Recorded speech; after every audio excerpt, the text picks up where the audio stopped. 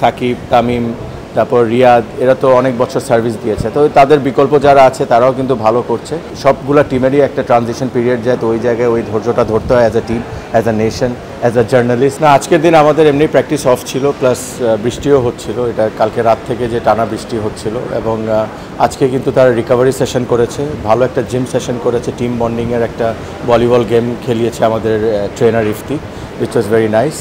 এবং তারপর আমাদের ইন্ডিভিজুয়াল মিটিং চলছে। সো আমরা প্রিপেয়ার আছি।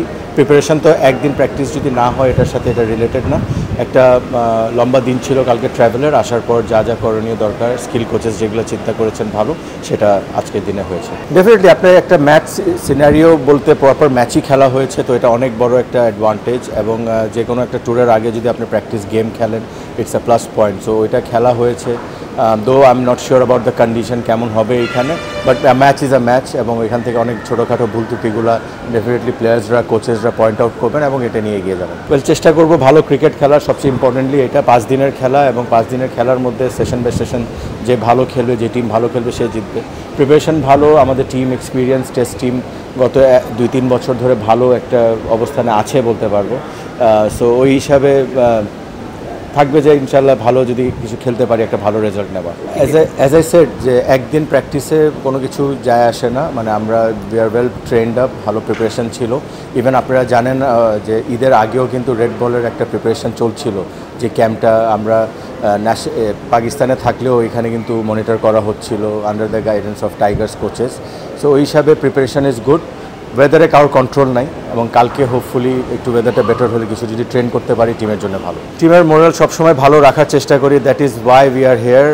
রেজাল্ট আপ অ্যান্ড ডাউন হয়, যে যে ট্রানজিশন পিরিয়ড, ওইখান থেকে এখন চেঞ্জ হয়েছে, নতুন অনেক নিউ কামার্স আছে। সো অ্যাজ আ ম্যানেজমেন্ট বলেন, আমরা চেষ্টা করি যেন টিমের মোরালটা সবসময় ভালো রাখি। পারফরমেন্স করা তাদের কাজ, বাট বাইরে প্রিপারেশন বলেন বা মোরাল বা সাইকোলজিক্যালিভাবে আমরা ঠিক রাখার চেষ্টা করি, যেটা আমরা সবসময় করছি এবং এটা ঠিকভাবে যাচ্ছে। সো আপনারা সবাই দোয়া করবেন যেন টিম ভালো খেলে এবং রেজাল্ট ভালো আসে। ট্রানজিশন ওয়ার্ডটা না নিলে মনে কোয়েশ্চেনটা হইতো না। না, দেখেন এখানে যারা খেলছে বেশ অনেক এক্সপিরিয়েন্স প্লেয়ার আছে। আমি ট্রানজিশন বলতে চেয়েছি যে প্লেয়ার্স লাইক সাকিব, তামিম, তারপর রিয়াদ, এরা তো অনেক বছর সার্ভিস দিয়েছে, তো তাদের বিকল্প যারা আছে তারাও কিন্তু ভালো করছে। বাট হ্যাঁ, আমরা ডে বাই ডে আমাদের ইমপ্রুভমেন্টের গ্রাফটা আরও ভালো হওয়া উচিত এবং হবে। একটু টাইম দিতে হবে।